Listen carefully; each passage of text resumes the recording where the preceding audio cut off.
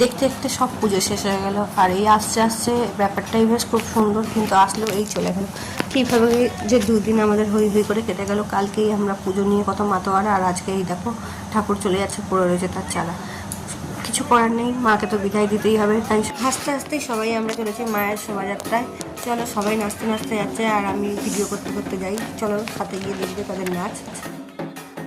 এতক্ষণ ওরা সবাই হিন্দি গানে নাচছিল, আর এখন গিয়ে ঢাকের তালে সব নাচতে আরম্ভ করে দিয়েছে রাস্তা দিয়ে যাওয়ার সময়। সাথে অন্ধকার রাস্তা আর নির্জন পরিবেশ দিয়ে এইভাবে যাওয়ার সময় এত অপূর্ব লাগছিল কি বলবো। এদিকে মনের মধ্যে একটা কষ্টও ছিল, তার মধ্যে আবার সবার সাথে কাটানো সময়গুলো খুব মনে পড়ছিল যে আবার একটা বছরের অপেক্ষা।